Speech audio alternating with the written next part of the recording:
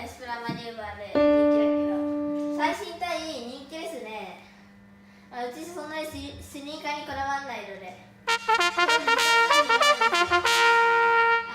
こ見てください。スーパー最新エマレルボーイっていうのは、それは昨日ずっとコヤコールばっかりしてたからです。スプラトゥーンに手をつけていないっていう、証拠みたいなもんですよ。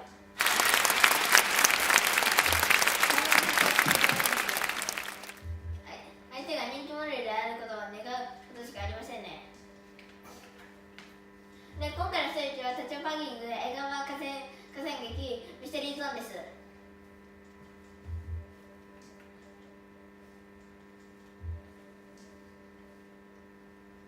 で、今回はあんまり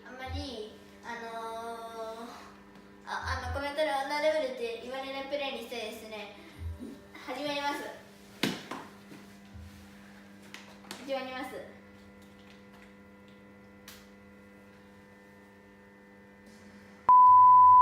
で、ミステリーゾーンですね。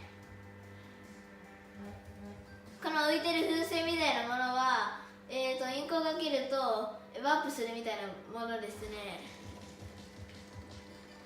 じゃあ試してみましょうか。こんな感じです。スプラトゥーンやってる人ならわかると思いますが、ヒーローモードで出てきたアトラクションですね。じゃあやっていきましょう。女レベルと言われないように安心してスムーズにやっていきましょう。まずは北斎、切り取られました。ナイス。とりあえず塗りましょう。縄張りバトルなんで。で、スペシャル溜まりました。打ちます。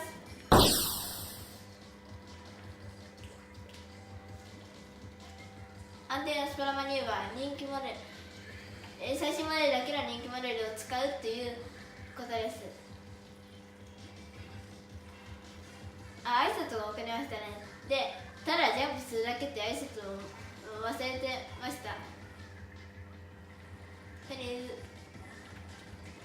ずいましたね。やられました。そればっかりしなかったらよかったです。いいことながら相手もこっちに聞いてますね。倒されてますけど。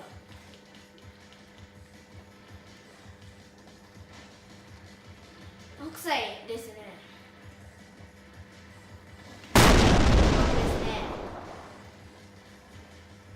カーリングボブですね。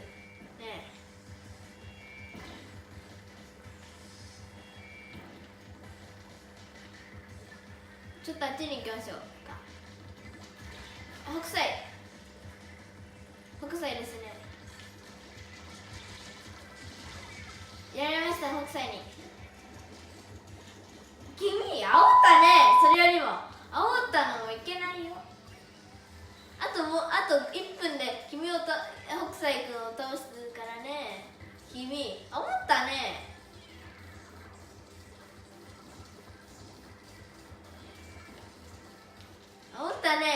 これじゃ女レベルって言われちゃうからしょうがないけど、煽ったね君。ジェットパックですね。やられました。煽られないですね今回は。とにかくなんとかキルしましょう。女レベルって言われちゃうので。やっぱ塗りですよ。なんかいます。相打ちもみじシューター。これじゃ